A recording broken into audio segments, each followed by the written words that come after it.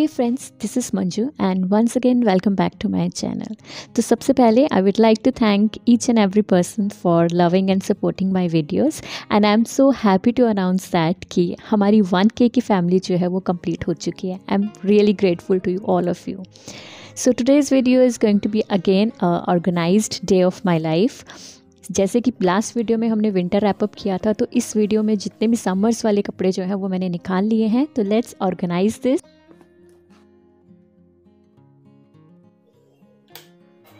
ये जो सुबह वाला टाइम होता है ना, ये मुझे खुद के साथ बिताना बहुत अच्छा लगता है with my favourite milk T, इलायची वाला फ्लेवर और माय फेवरेट विंडो सीट. और वैसे भी kids exams has been over, so my mornings are very relaxable. थोड़े ही दिन का ही आराम है, but I want to enjoy this moment.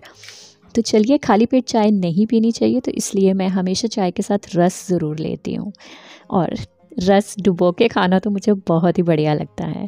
So having my favourite milk tea with my favourite rusk and my favourite window. And see, this is my bougainvillea. First time है कि मेरी बोगनविलिया में इतने ज़्यादा फ्लावर्स आए हैं, नहीं तो कभी भी नहीं आते. तो चलिए, चाय वाय हो चुकी है, let's get into the kitchen और काम पे लग जाते हैं. जैसे कि बच्चों के एग्ज़ाम्स ख़त्म हो गए हैं एंड आराम कहाँ होता है, बहुत डिमांडिंग हो जाते हैं खाने पीने को लेके. बट आज मैं उनके लिए कुछ हेल्दी स्नैक्स बनाने जा रही हूँ. So today I have decided कि मैं उनके लिए पीनट चटनी बनाऊंगी, जो कि बहुत ही सिंपल होती है, सबके घरों में बनती ही है. तो उसके लिए मैंने पीनट्स जो है वो रोस्ट करने के लिए रख दिए हैं. और मैंने सोचा है उनके लिए आज मैं इडली बनाऊंगी, but full of vegetables and seeds. जी हाँ, सीड्स जो कि बच्चे इतनी आसानी से नहीं खाते हैं, लाइक चिया सीड्स, अलसी बहुत ज़रूरी है. और पूरे विंटर्स मैंने ये भर भर के उनको खिलाया भी है, वो भी बिना उनको पता चले. तो मेरी कोशिश रहती है कि हर चीज़ में जो है, अगर हम सब्ज़ी में या पराठों के अंदर वेजिटेबल्स के अंदर इनको डाल दें, तो ये बहुत ही बेस्ट तरीका है उनको सीड्स खिलाने का. बहुत ही न्यूट्रिशियस होते हैं.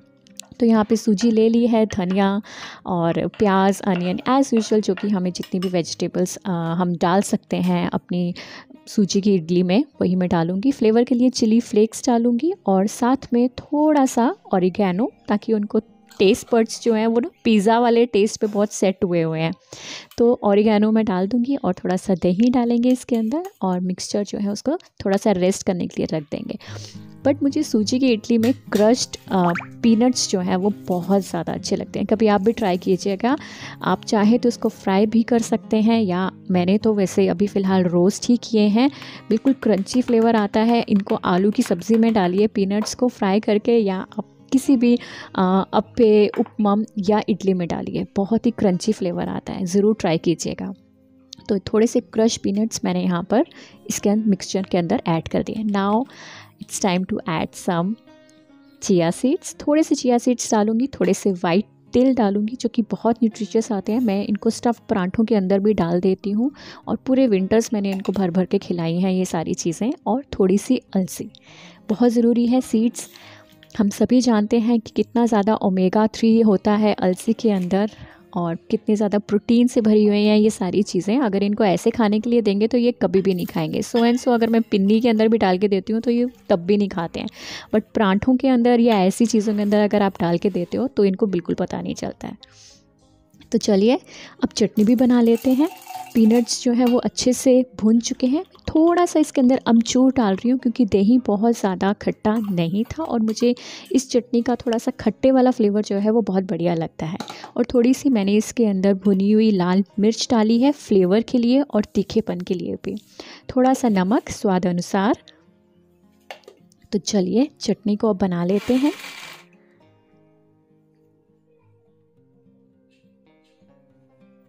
तो लीजिए, चटनी बन चुकी है. और अब मेरे पास जो है इडली मेकर नहीं है, तो इसलिए मैंने थाली पर ही ग्रीसिंग कर दी है ऑयल के साथ, और मैं थाली में ही बनाती हूँ ज़्यादातर. क्या फ़र्क पड़ता है, इसमें भी बहुत बढ़िया से बन जाता है. आप इसको स्क्वायर पीसेस में काट लीजिए. तो लीजिए, यहाँ पे मैंने सारा अपना बैटर डाल दिया है. कढ़ाई के अंदर पानी जो है वो रख दिया है और यहाँ पर हम इसको स्टीम लगा के बना लेंगे. तो लीजिए, देखिए कितनी कलरफुल, फुल ऑफ वेजिटेबल्स आपकी इडली तैयार हो चुकी है. अब इसको हम स्क्वायर पीसेस में, जिस भी तरह के पीसेस में आप चाहते हैं उनको उस तरह से काट सकते हैं. बहुत ही हेल्दी है, full of seeds and vegetables. ज़रूर ट्राई कीजिएगा. मूंगफली वाला फ्लेवर तो बहुत ही बढ़िया लगता है. तो चलिए अब देखते हैं इनको कैसा लगता है खाने में।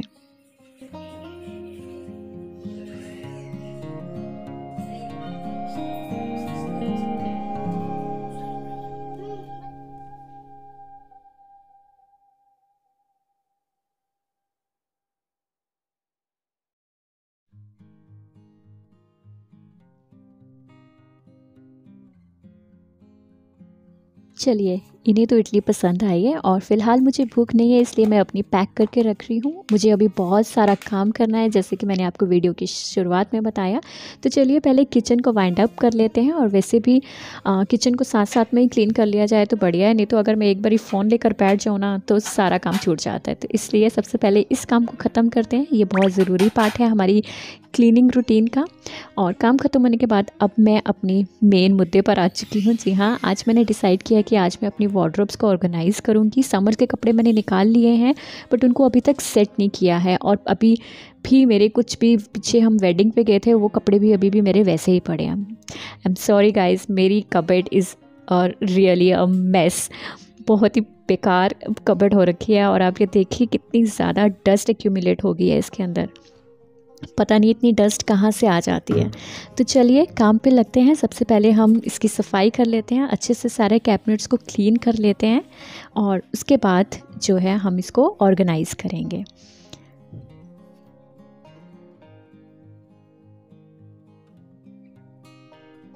चलो फाइनली साफ़ सुथरी हो गई है कबर्ड।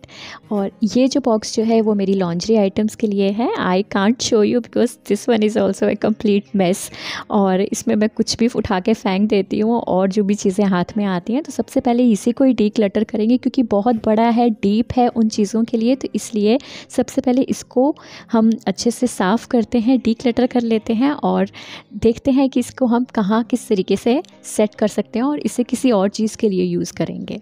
तो यहाँ पे मैंने इसके अंदर जो भी आलतू फालतू का सामान था वो मैंने हटा दिया है, उसको सेट कर लिया है, और मैंने उसकी जगह पर अपनी लॉन्ड्रीज के लिए एक नया ऑर्गेनाइज़र बनाया है। देखिए कितना क्यूट और बढ़िया है, और बिल्कुल जो है दिखता भी नहीं है इसके अंदर कुछ भी, बिल्कुल जस्ट लाइक ड्रॉर्स। और वैसे भी मेरी कपबोर्ड्स में ड्रॉर्स नहीं हैं। आप सोच रहे होंगे ये कैसे बनाया, तो चलिए सीखते हैं ये हमने कैसे बनाया।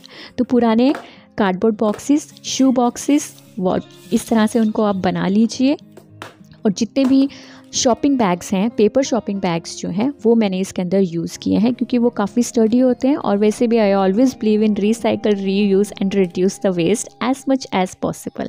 तो चलिए यहाँ पे हम सीखते हैं कि मैंने इन ऑर्गेनाइजर्स को कैसे बनाया है।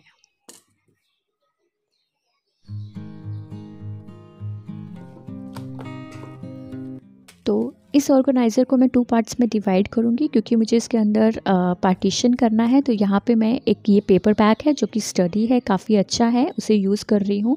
बट इसका लेंथ मेरे कार्डबोर्ड बॉक्स से ज़्यादा बड़ा है, तो मैं इसको डायगनली काट रही हूँ, क्योंकि यहाँ से पेपर वेस्ट नहीं होगा। तो ये देखिए कुछ इस तरीके से मेजर करके ही आप इसको कट कीजिएगा, नहीं तो आपका पूरा बैग जो है वो ख़राब हो जाएगा। तो ये कुछ इस तरीके से मैंने इसको काटा है।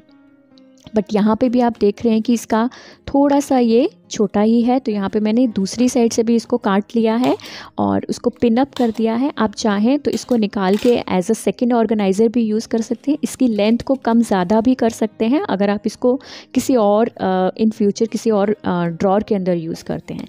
तो this is a wine cardboard. Fine bottle आई थी इसके अंदर, फ़िलहाल मेरे पास एक ही है। इसको भी हमने थोड़ा सा स्टडी बनाने के लिए, क्योंकि नीचे का बेस जो है वो थोड़ा सा ढीला था, तो वहाँ पे मैं एक कार्डबोर्ड स्क्वायर पीस में काट कर वो लगा रही हूँ, ताकि नीचे का बेस स्ट्रॉन्ग हो जाए और ये एक अच्छा ऑर्गेनाइज़र बन जाए।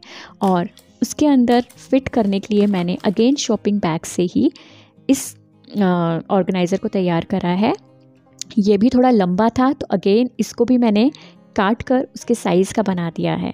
तो इस तरीके से आप इनको कम या ज़्यादा जो है लेंथ आप कर सकते हो। और जो इनके यहाँ पे जो इनके हैंडल्स बचे थे उनको मैंने खींचने के लिए यहाँ पर यूज़ कर लिया है। ये देखिए कितना प्यारा ऑर्गेनाइज़र बन गया है। तो आप भी फ़िलहाल ये मेरा सबसे फेवरेट है आज की इस वीडियो का ऑर्गेनाइज़र, क्योंकि बहुत ही क्यूट लगा था मुझे। बट मेरे पास एक ही बॉटल थी, और इन फ्यूचर जब भी कोई दूसरी बॉटल आएगी तो मैं पक्का दूसरा ऑर्गेनाइज़र भी ज़रूर बनाऊँगी।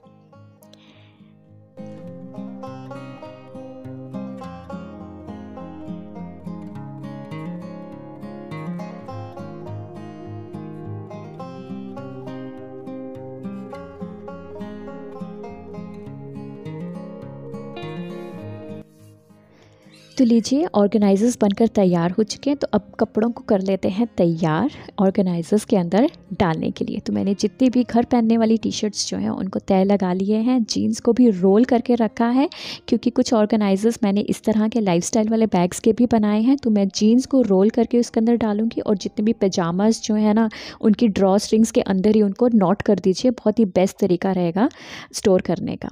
और ये देखिए, ये हो गया है बिल्कुल खाली, और इसको हम बिल्कुल सही चीज़ के लिए यूज़ करेंगे। वो है मेरे जितने भी छोटे बड़े बैग्स जो हैं वो मैंने इसके अंदर डाल दिए हैं। वो हमेशा कहीं इधर गिरे रहते थे, कभी किसी अलमीरा के अंदर। तो वो सारे बैग्स को मैंने कलेक्ट करके आज इसके अंदर डाल दिया है। पता नहीं ये दिमाग मैंने पहले क्यों नहीं लगाया। अब बारी आती है नेक्स्ट हैक की।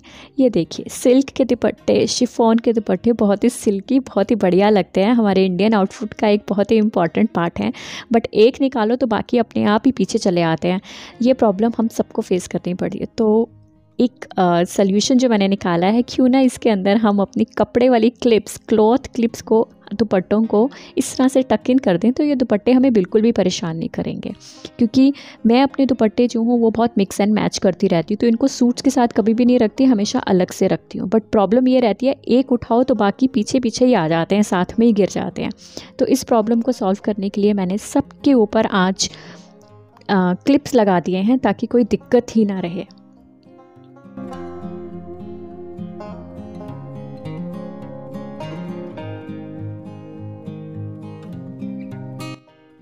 सो नेक्स्ट हैक के लिए मैंने यूज़ किया है ये बच्चों वाले हैंगर्स। आपके घर में भी ज़रूर होंगे कि बच्चों के कपड़ों के साथ ही कई बार ये हैंगर्स हमें मिलते हैं, जिसमें 2 लेयर्स होती हैं। बहुत ही बढ़िया है आपके छोटी छोटी चीज़ों को इसके अंदर ऑर्गेनाइज़ करने के लिए। तो मेरे जितने भी स्टॉल्स और स्कार्फ्स हैं वो मैंने इसके अंदर इस तरह से हैंग कर दिए हैं। ये तो देखिए बिल्कुल सेट हैं, बजाय कि एक ही हैंगर के अंदर हम इन सबको डालें। तो ये डबल लेयर होता है, तो हम इनको यूज़ कर सकते हैं। तो again, shoe boxes, cardboard boxes my favourite, बहुत ही बेस्ट ऑर्गेनाइजर्स हैं। जितने भी माई स्पेगेटीज एंड ऑल जिनको मैंने एक ही बॉक्स के अंदर डाला हुआ था, उन सबको मैंने अलग कर दिया है। And all my jeggings and leggings, उन सबको मैंने इस शू बॉक्स के अंदर ऑर्गेनाइज़ कर लिया है। आप चाहें तो इसको किसी बढ़िया सी शीट के साथ रैप भी कर सकते हैं, ये और अच्छा लगेगा। बट फ़िलहाल मैंने इसको ऐसे ही रख दिया है। तो काफ़ी हद तक मेरा काम कंप्लीट हो चुका है। अब बारी आती है इन टाइज़ और बेल्ट्स की। आप भी कुछ इसी तरीके से हैंग करते होंगे। अगेन, यहाँ पर भी मैंने एक सोल्यूशन ढूंढा है, बहुत ही आसान सा है। क्यों ना उस हुक को किसी और चीज़ के लिए यूटिलाइज़ किया जाए, ताकि हम अगर इनको कहीं और लगा देंगे तो यहाँ पे मैंने टाइज़ के लिए जो एक हैंगर लिया है, जिसके अंदर हम सबको पता है कि टाइज़ की जो बैक साइड होती है उसके अंदर एक लूप दिया होता है। तो उस लूप के अंदर इनको टक इन कर दीजिए इस तरीके से, तो बिल्कुल ऑर्गेनाइज रहेंगे। और ऐसा नहीं है कि बेल्ट्स और टाइज़ हमारे दुपट्टों की तरह एक उठाई और बाकी पीछे चली आती हैं, ऐसा नहीं होगा। और वो हुक जो है वो किसी और चीज़ को हैंग करने के लिए यूज़ हो सकती है। तो जितनी भी टाइज़ थी हस्बैंड की, उनको मैंने कुछ इस तरीके से, देखिए कितना नीट एंड क्लीन लग रहा है और दिख भी रही हैं। अब ये बिल्कुल फ्री हो गई है, तो यहाँ पे हम इन बेल्ट्स के साथ कोई और चीज़ भी हैंग कर सकते हैं। तो ये छोटी छोटी सी चीज़ें हैं जो कि हमारी लाइफ को बहुत ही ज़्यादा ऑर्गेनाइज बना देती हैं। बहुत सिंपल से हैक्स हैं, कोई इसमें बिल्कुल zero cost and zero waste, कुछ थोड़ी सी सूझबूझ है और आपका घर बिल्कुल नीट एंड क्लीन रहेगा। तो चलिए, मैंने अपना काम कर दिया है। जितने भी कपड़े उठाने वाले थे उनको उठा लिया है, और जितने ऑर्गेनाइजर्स मैं बना सकती थी वो मैंने बनाकर अपनी अलमीरा को सेट कर लिया है। डेली रूटीन के कपड़े और जिसके अंदर टी शर्ट्स हैं, आप चाहें तो इस तरीके से लिख भी सकते हैं, ताकि आपको याद रहे कि किसके अंदर आपने कौन सी चीज़ डाली थी। तो लीजिए, my work has been done. उम्मीद करती हूँ कि आज का ये वीडियो आपको अच्छा लगा होगा और आपको कुछ अच्छे टिप्स मिले होंगे अपनी घर को ऑर्गेनाइज़ करने के लिए। तो प्लीज़ मुझे शेयर करके ज़रूर बताइएगा कि आज का वीडियो आपको कैसा लगा। Till then, bye bye.